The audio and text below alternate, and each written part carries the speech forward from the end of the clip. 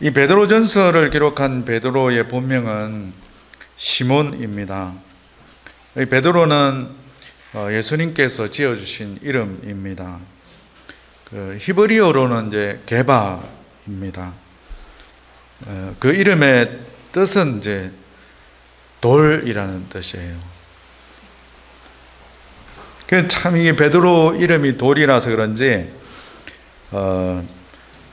이 베드로전서 2장에 보면 예수님을 보배로운 산돌, 또 보배로운 모퉁이 돌로 이렇게 비유를 합니다.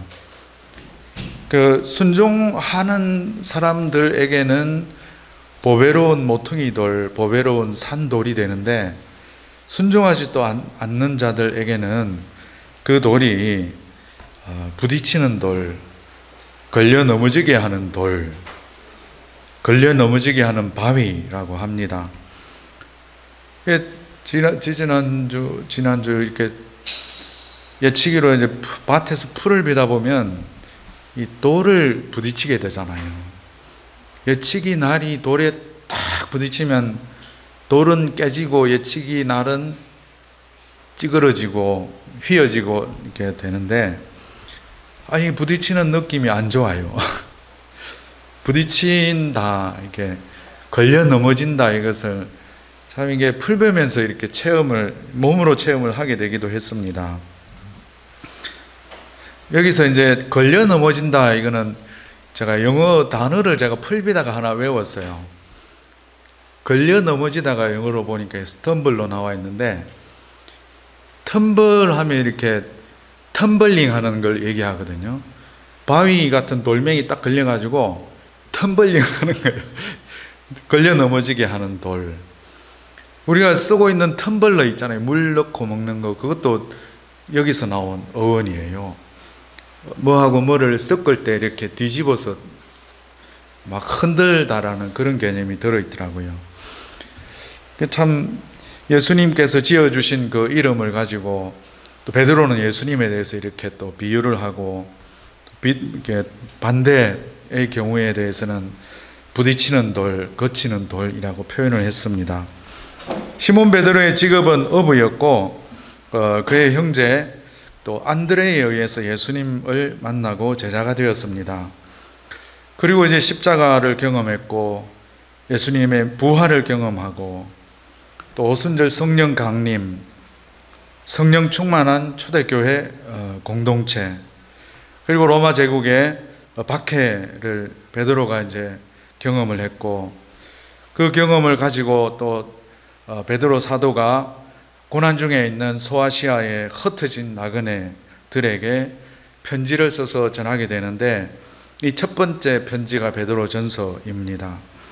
이 베드로전서에 이 시대적인 배경을 반영하는 사건이 있는데, 그것이 AD 64년 7월 18일로 이제 기록이 되어 있어요.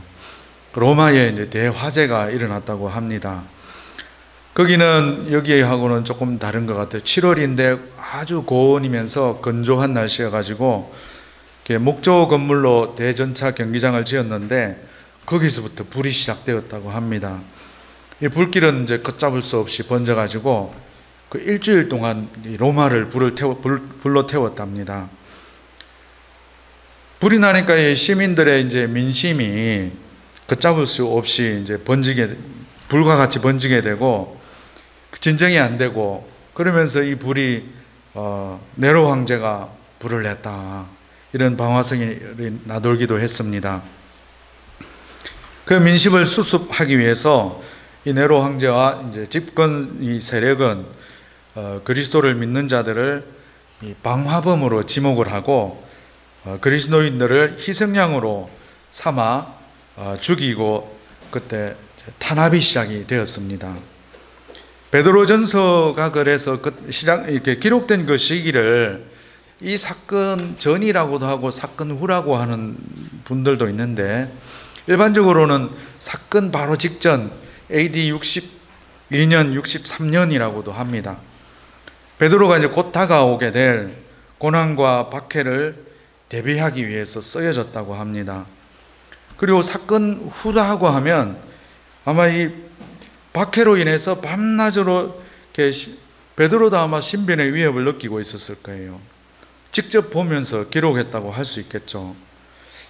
각지의 참 여러 모습과 그 형태를 바꾸어서 박해가 계속 이렇게 될 것을 예견하고 또 성도들에게 격려와 경계를 위해서 각지에 이렇게 흩어진 성도들에게 서신을 보내면서 많은 시련과 괴로움이 한동안 계속되더라도 베드로전서 4장 13절을 띄워주세요. 4장 13절 함께 읽어볼까요? 시작. 너희가 그리스도의 고난에 참여하는 것으로 즐거워하라. 이는 그의 영광을 나타내실 때에 너희로 즐거워하고 기뻐하게 하려 함이라고 쓴 것.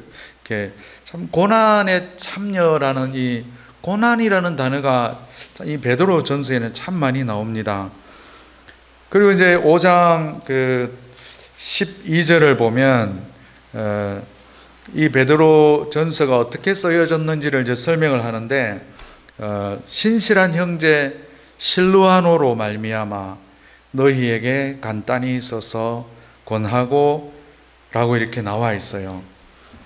이 실루아노가 누군지 아시죠? 실루아노는 우리가 잘 알고 있는 사람입니다. 누구일까요? 네, 맞습니다. 실루아노는 신라입니다. 이 신라는 그 성경에 이제 어떻게 표현해 놓았느냐 하면 그리스도의 이름을 위하여 생명을 아끼지 아니하는 사람이라고 되어 있고 신실한 형제라고 표현을 해 놓았습니다.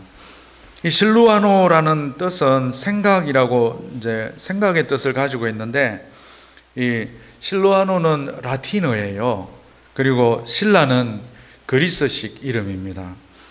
이 서신서를 받는 사람이 누구냐에 따라서 실루아노라고도 표현을 하고 신라라고도 이렇게 표현을 해놨어요. 이 신라는 유대인이면서 로마 시민권을 가지고 있었습니다. 그리고 이제 바울이 2차 전도 여행을 떠날 때 바나바는 마가를 택했고 바울은 신라를 택한 후에 수리아와 길리기아로 떠나죠. 바울이 이제 아테네를 거쳐서 고린도에 도착해서 브리스길라와 아굴라를 만나고 후에 이제 실라와 디모데가 마게도냐에서 내려오게 되면서 고린도 교회에서 이제 교회가 시작이 되는 것을 볼 수 있었는데 실라는 조용한 그런 성품이면서 또 이 실력을 갖춘 사람이었습니다. 바울 옆에서 베드로 옆에서 묵묵히 소리 없이 돕는 훌륭한 복음의 조력자 역할을 했습니다. 그렇게 써여진 이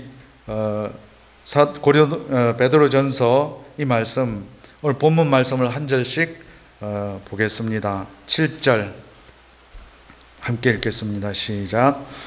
만물의 마지막이 가까이 왔으니 그러므로 너희는 정신을 차리고 근신하여 기도하라. 여기 이제 본래 의미를 영어를 해석해도 그런데 본래 의미를 이제 살펴보면 명령어가 기도하라라고 되어 있는데 명령어는 기도하기 위해서 깨어있고 근신하라라고 되어 있어요. 기도하기 위해서 깨어있어라, 근신하라 이에요. 고난당하고 있는 성도들에게 베드로가 기도하기 위해서 깨어있고 근신하라 이 말씀을 하면서 베드로는 아마 겟세마네 언덕 아마 그때 그 일을 생각하고 있는 것 같아요. 그때 그 일로 한번 돌아가 볼까요? 마가복음에 나오는데 마가복음 34장에서 37절 한번 읽어볼까요? 시작. 말씀하시되 내 마음이 심히 고민하여 죽게 되었으니 너희는 여기 머물러 깨어 있으라 하시고 조금 나아가사 땅에 엎드려 될 수 있는 대로 이때가 자기에게서 지나가기를 구하여 이러기를 아빠 아버지여 아버지께서는 모든 것이 가능하오니 이 잔을 내게서 옮기시옵소서. 그러나 나의 원대로 마옵시고 아버지의 원대로 하옵소서 하시고 돌아오사 제자들이 자는 것을 보시고 베드로에게 말씀하시되 시몬아 자느냐 내가 한 시간도 깨어 있을 수 없더냐. 성도는 고난의 때에 기도해야 합니다. 기도해야 할 때 기도하지 않으면 엉뚱한 사람에게 칼을 휘두르게 됩니다. 베드로가 그랬었죠. 이를 그르치게 됩니다. 예수님이 베드로에게 하신 말씀, 내가 한 시간도 깨어 있을 수 없더냐. 베드로 사도는 겟세마네 동산에서 예수님의 음성이 맴돌았을 것입니다. 기도하기 위하여 정신을 차리고 근신하기를 당부하고 있습니다. 8절 말씀 시작. 뜨겁게 서로 사랑할지니 사랑한 허다한 죄를 덮느니라. 여기서 덮는다라는 이 의미는 수치를 덮어준다는 의미인데 창세기 9장으로 또 넘어가 보겠습니다. 홍수 이후에 노아가 이제 포도나무를 심었잖아요. 그리고 포도주를 이제 먹게 되었는데 이 포도주를 마시고 취해서 이 장막 안에서 벌거벗었었는데 아들이 3명 있었잖아요. 함이라는 아들이 아버지의 하체를 보고 어떻게 했어요? 밖으로 나와서 두 형제에게 알렸다고 이제 나와 있는데 두 형제에게 알렸다라는 이 의미는 원래 의미는 조롱했다라고 합니다. 이 남의 수치를 이렇게 조롱하는 이 것은 옳은 태도가 아니죠. 허물을 드러내는 것도 잘못한 것이지만은 조롱하는 것 또한 똑같은 것이 됩니다. 그리고 두 아들 셈과 야벳은 어떻게 했나요? 옷을 가져다가 자기들의 그 어깨에 메고 뒷걸음쳐서 들어가서 아버지의 하체를 덮었는데 그 이때 단어하고 지금 허다한 죄를 덮느니라 이 단어와 같은 단어라고 합니다. 말세를 살아가는 성도들에게 강조하고 있는 것이 서로 사랑하라, 수치와 허물을 덮어주는 연습을 하도록 기도하라고 합니다. 예수님께서 우리가 겪어야 할 수치와 모독을 다 겪으셨습니다. 대속의 은혜로 구원을 받은 존재이기에 구속의 은혜의 차원에서 해야 하는 것이 사랑입니다. 이 사랑은 타 종교에서도 강조하고 있는 것인데 그 사랑과는 차이가 있습니다. 우리가 말하는 이 사랑은 십자가에서 드러난 구속에 근거하는 사랑입니다. 하고 싶을 때 하고 싶지 않으면 하지 않는 사랑이 아니라 우리의 삶 속에서 당연히 베풀어야 하는 사랑, 구속받은 사람으로서 베푸는 사랑을 이야기합니다. 그리고 이 베드로는 이 사랑을 경험했었죠. 그리고 예수님과 함께 베드로가 이런 또 맹세를 했었습니다. 베드로전 마가복음 14장으로 또 넘어가 볼까요? 마가복음 14장 29절 시작. 베드로가 여짜오되 다 버릴지라도 나는 그리하지 않겠나이다. 예수께서 이러시되 내가 진실로 내게 이르노니 오늘 이 밤 닭이 2번 울기 전에 내가 3번 나를 부인하리라. 베드로가 힘있게 말하되 내가 주와 함께 죽을지언정 부인하지 않겠나이다 하고 모든 제자도 이와 같이 말하니라. 이렇게 베드로는 힘있게 주와 함께 죽을지언정 주를 부인하지 않겠습니다 하고 맹세를 했습니다. 그랬던 베드로가 예수님을 3번 부인합니다. 마가복음으로 넘어가겠습니다. 마가복음 14장 71절 한번 읽어볼까요? 시작. 그러나 베드로가 저주하며 맹세하되 나는 너희가 말하는 이 사람을 알지 못하노라 하니 닭이 곧 2번째 울더라. 이에 베드로가 예수께서 자기에게 하신 말씀 곧 닭이 2번 울기 전에 내가 3번 나를 부인하리라 하심이 기억되어 그 일을 생각하고 울었더라. 마태복음에는 어떻게 나와 있는지 한번 볼까요? 마태복음 26장 75절 시작. 내가 3번 나를 부인하리라 하심이 생각나서 밖에 나가서 심히 통곡하니라. 베드로는 자기의 죄를 깨달았습니다. 그리고 심히 깨닫고 통곡하며 회개했습니다. 자기가 얼마나 큰 죄인인지 깨닫고 회개하는 것은 거듭남의 시작입니다. 예수님을 판 가롯 유다는 회개하지 않았습니다. 가롯 유다의 실패는 실패로 끝이 났습니다. 하지만 베드로의 실패는 회개를 통해서 회복으로 이어집니다. 실패한 이 베드로에게 부활하신 예수님이 이렇게 찾아오십니다. 요한복음 21장 17절을 읽어볼까요? 시작.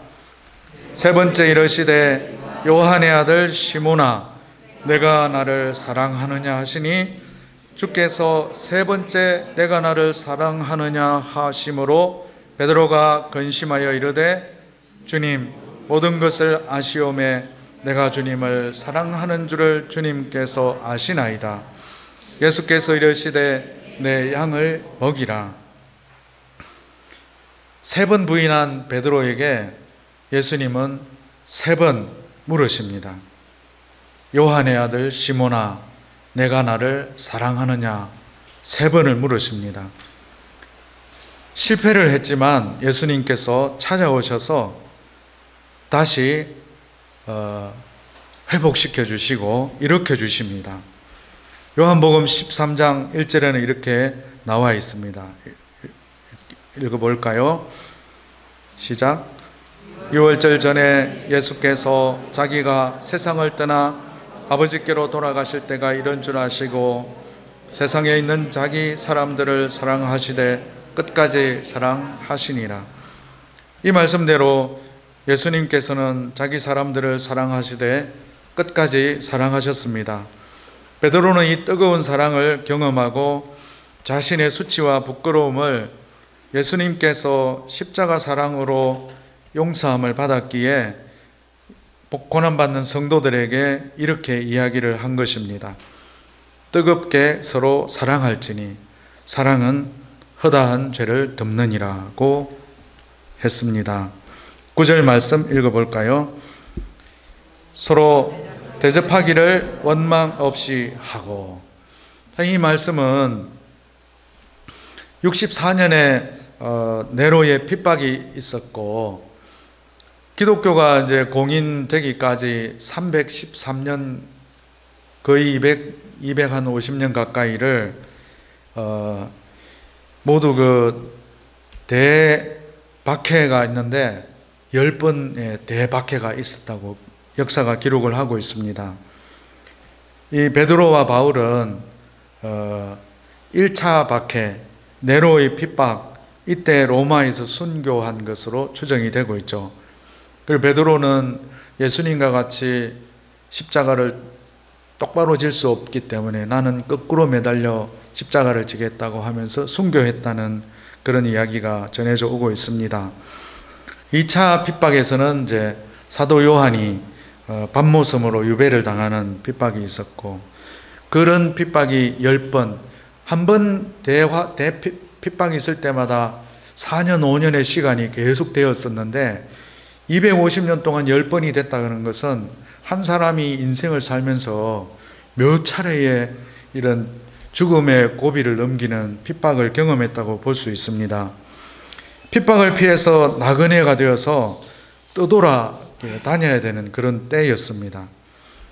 그리고 혼자 가는 것이 아니라 가족이 함께 가야 되잖아요. 그 식소를 데리고 갈 곳이 어디 있겠습니까? 그때 당시만 해도 피할 곳은 조금 더 안전한 곳, 그곳에 있는 예수 믿는 사람들을 찾아갔겠죠.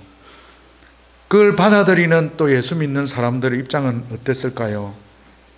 자기도 먹고 살기 힘든 상황에서 참 이렇게 찾아오는 발걸음을 맞이한다는 것이 쉽지는 않았을 것 같아요. 아마 그래서 베드로가 대접하기를 원망 없이 하라라고 당부하는 것 같습니다. 이웃을 대접하기를 원망 없이 하고, 이것도 어찌 보면 십자가에 드러난 구속에 근거해야 하는 사랑이 아닌가 생각을 합니다. 10절 말씀 읽어보겠습니다. 시작. 각각 은사를 받은 대로 하나님의 여러 가지 은혜를 맡은 선한 청지기 같이 서로 봉사하라. 이 청지기에 대해서 설명하는 말씀이 누가복음에 나오고 있는데요, 누가복음도 한번 찾아보겠습니다. 16장 4절부터 8절 한번 읽어볼까요? 시작. 내가 할 일을 알았도다. 이렇게 하면 직분을 빼앗긴 후에 사람들이 나를 자기 집으로 영접하리라 하고 주인에게 빚진 자를 일일이 불러다가 먼저 온 자에게 이르되 내가 내 주인에게 얼마나 빚졌느냐 말하되 기름 100말이니이다. 이르되 여기 내 증서를 가지고 빨리 앉아 50이라 써라 하고 또 다른 이에게 이르되 너는 얼마나 빚졌느냐 이르되 밀 100석이니이다. 이르되 여기 내 증서를 가지고 80이라 써라 하였는지라. 주인이 옳지 않은 청지기가 이를 지혜롭게 하였으므로 칭찬하였으니 이 세대의 아들들이 자기 시대에 있어서는 빛의 아들들보다 더 지혜로움이니라. 참 그 앞에 스토리는 잘 알고 있죠. 청지기가 있었는데 이게 자기 소유를 낭비한다는 소리를 듣고 주인이 직무를 계속하지 못하겠다 해고 통보를 하는 거예요. 그 이제 가만히 생각을 해보니까 이 내 직분을 주인이 빼앗으니 내가 무엇을 할까? 땅을 파자니 힘은 없고 빌어먹자니 부끄럽고, 그래서 생각해낸 것이 이렇게 하면 내 직분이 빼앗긴 뒤에 사람들이 자기를 영접할 것이라고 자기의 미래를 준비하는 거예요. 주인은 이제 아마 이 옳지 않은 청지기가 지혜롭게 일을 처리했다고 칭찬을 하는데, 이 청지기가 한 행동을 칭찬한 것은 아닌 것 같아요. 동기를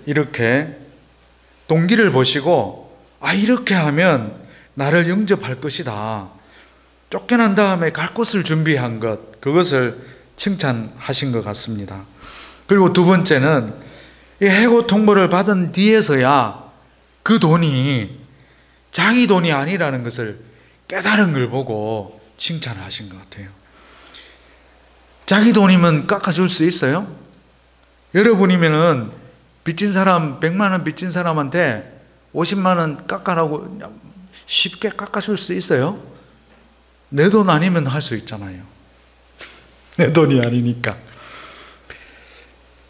근데 자기 돈이면 그렇게 할 수 없지만 자기 돈이 아님을 느껴서야 깨달은 거예요. 우리 인생도 그런 것 같아요. 이 땅에서 인생이 전부인 것처럼 매달리고 살다가 인생의 마지막 날이 가까이 오면 이제 그제서야 이제 깨닫는 거죠. 나는 소유자가 아니라 맡은 자임을 이 말씀을 보면서 또 우리가 알아야 할 것 같습니다. 우리에게 있는 생명, 우리에게 있는 재물, 하나님이 우리에게 주신 자녀, 맡은 자이지 소유자가 아니라는 말씀입니다. 경민 형제 가정에도 귀한 생명을 하나님이 주셨는데 이 귀한 생명이 청지기의 마음으로 자녀를 양육하는 것이 옳은 것 같습니다. 청지기로서 하나님께로부터 받은 것이기 때문에 하나님의 것으로 나누어라고 합니다. 우리 집으로 오는 피난을 와서 도움을 청하러 오는 고난받는 성도들을 청지기의 마음으로 봉사하라고 합니다. 그리고 여기 나오는 봉사하라, 영어로는 이제 서비스라고 되는데 이 어원은 디아코니아더라고요. 우리가 알고 있는 공동체 이름하고 같아요. 디아코니아, 디아코노스, 그 다음에 디컨, 이렇게 해가지고 우리가 이제 이것을 집사라고 부르잖아요. 이 교회에서의 직분, 어떻게 보면 계급이 아니라는 거죠. 교회 직분이라는 것이 청지기 같이 서로 봉사하는 역할이지 계급이 아니라는 거죠. 인간적인 그런 도움의 차원을 넘어서서 대접하고 봉사하는 것 또한 그 예수님의 대속의 은혜, 십자가 구원의 뿌리를 두는 것이라는 것입니다. 11절 말씀 읽겠습니다. 시작. 만일 누가 말하려면 하나님의 말씀을 하는 것 같이 하고 누가 봉사하려면 하나님이 공급하시는 힘으로 하는 것 같이 하라. 이는 범사에 예수 그리스도로 말미암아 하나님이 영광을 받으시게 하려 함이니 그에게 영광과 권능이 세세에 무궁하도록 있느니라. 아멘. 여기서 하는 것 같이 하라라고 하는데 이 잘못 우리가 이해를 하면 흉내내라 라는 뜻으로 받아들일 수가 있습니다. 여기서 진짜 의미는 진짜 주님이 하시는, 주님이 공급해 주시는 힘으로 하라라는 것입니다. 우리는 단지 통로로서, 도구로서 쓰임받는 것을 의미하고 있습니다. 그리고 이 성도가 그리스도를 따르다가 이 고난을 당하게 되면 이 하나님, 자비로우신 우리 하나님께서는 그 고난의 끝을 하나님을 향한 영광으로 열매 맺게 하시는 분이 우리 하나님이십니다. 예수 그리스도 때문에 고난을 당하지만은 결과적으로 서로 사랑하고 섬김의 기회를 얻게 되기 때문에 그리스도로 말미암아 하나님께 영광이 되었다고 말을 하고 있습니다. 여러분은 참 이 고난의 이야기를 들으면서 어떻습니까?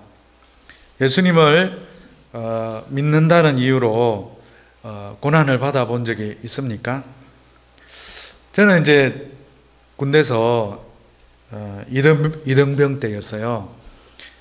교회에 가면 초코파이를 준다고 그래가지고 교회를 갔다 왔어요. 교회를 갔다 왔는데 교회에 갔다 온 2명을 고참이 나오라 그러더라고요. 불려 나갔죠. 비가 오는 날이었어요.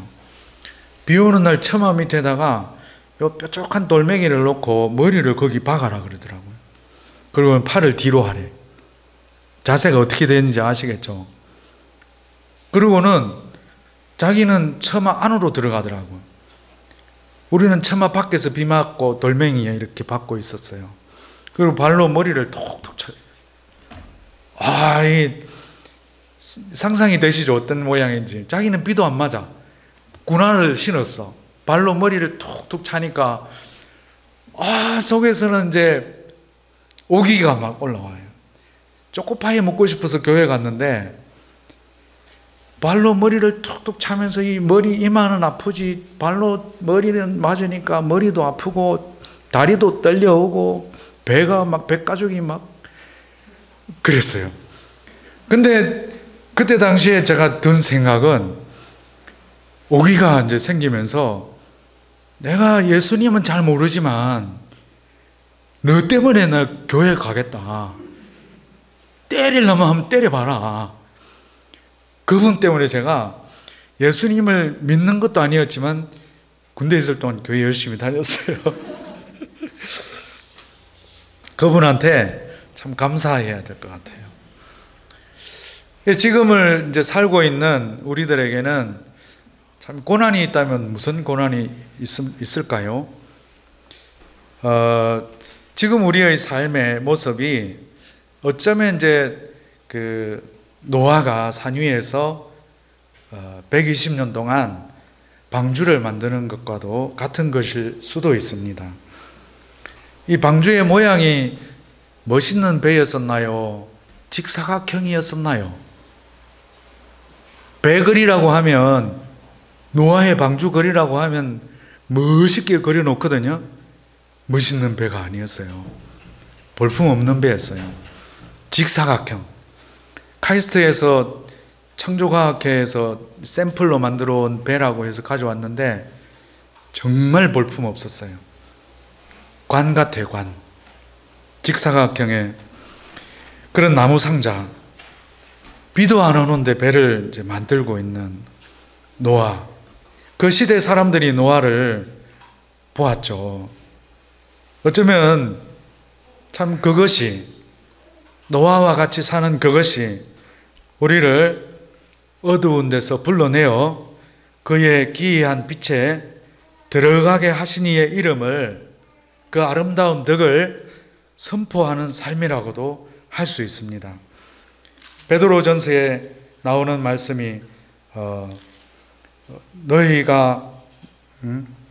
너희는 택하신 족속이요 왕같은 제사장들이요 거룩한 나라요 그의 소유가 된 백성이니 이는 너희를 어두운 데서 불러내어 그의 기이한 빛에 들어가게 하신 이의 아름다운 덕을 선포하게 하려 하심이라고 베드로전서 2장 9절에 기록이 되어 있잖아요.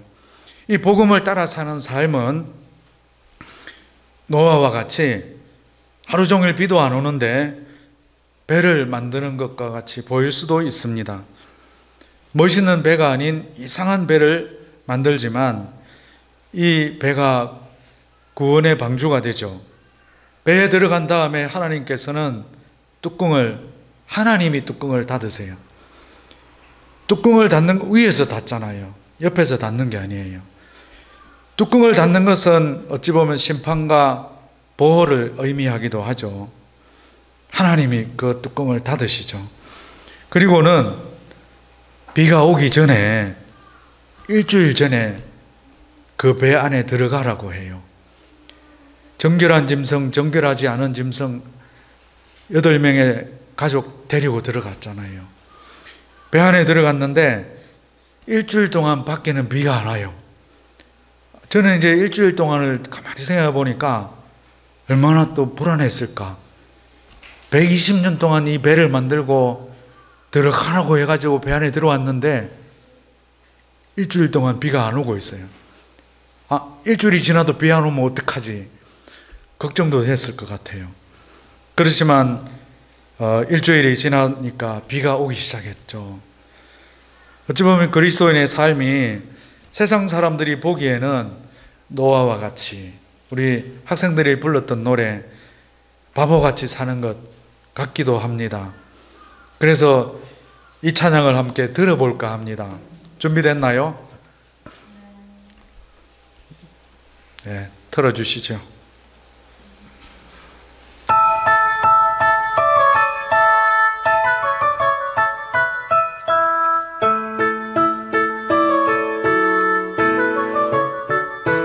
학생들 알면 따라 불러주세요. 세상 모르고 배만 만드는 노아, 당신 참 바보 같군요.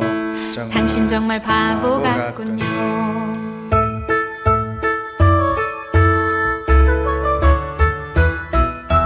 왜 맑은 날 배를 만드나요? 왜 하필 높은 산 위에? 당신 참 바보 같군요.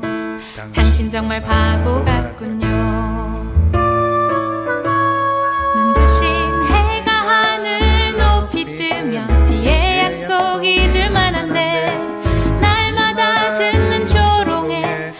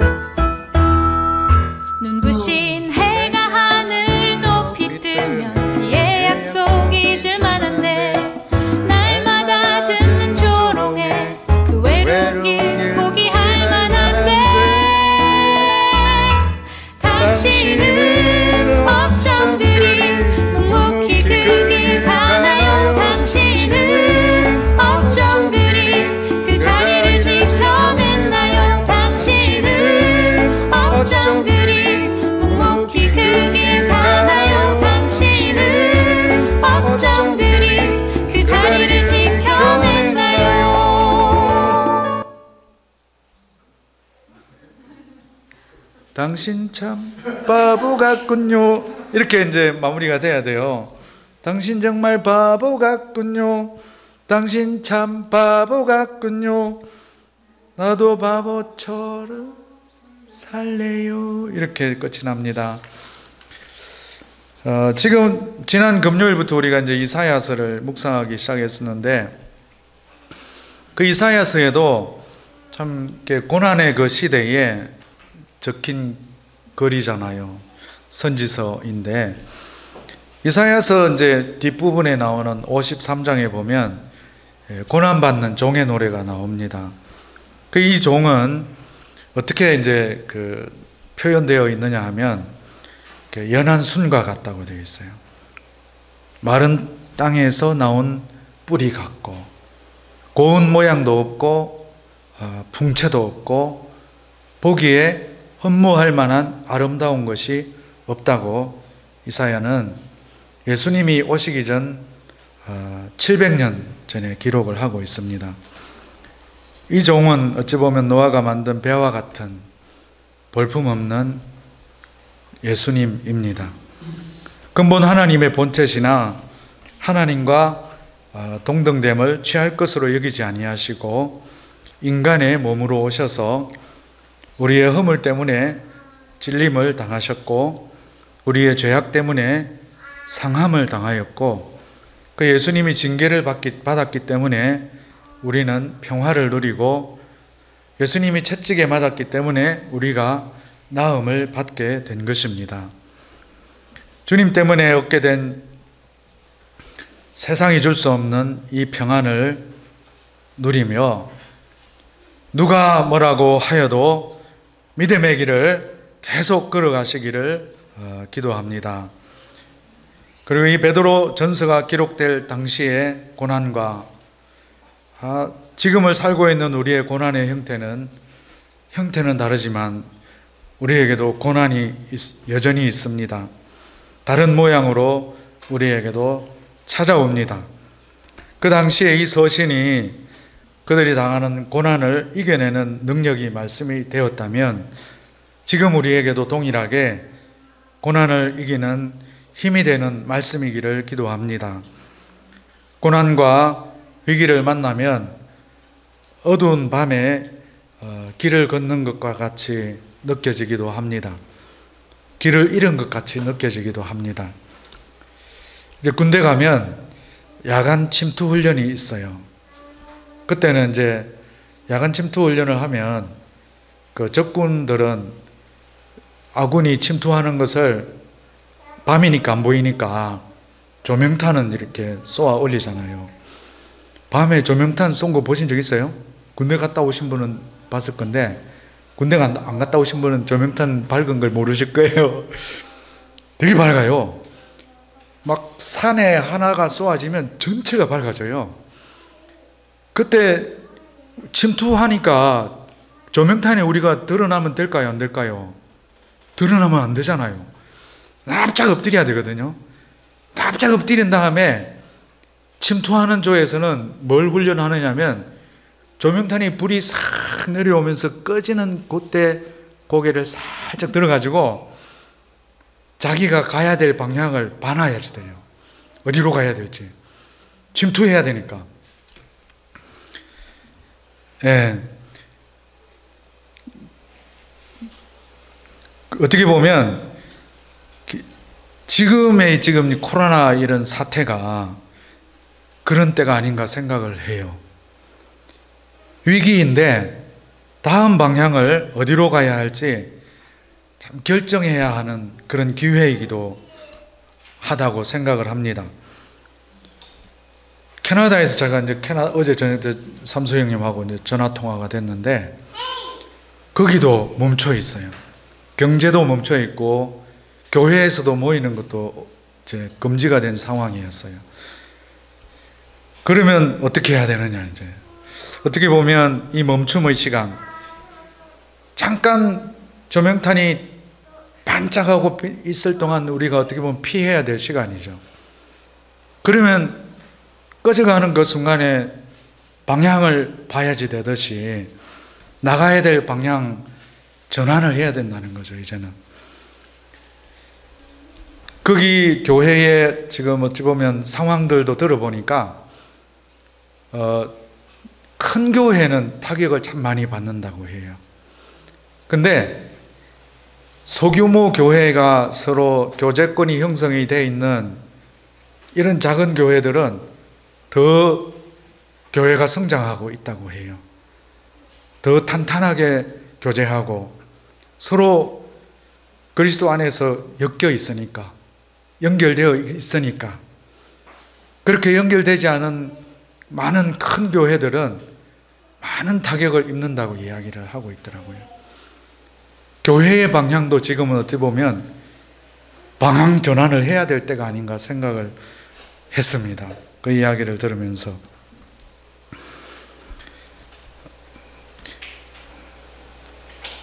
그리고 환경으로 인해서 온 거라고도 이야기를 많이 하잖아요.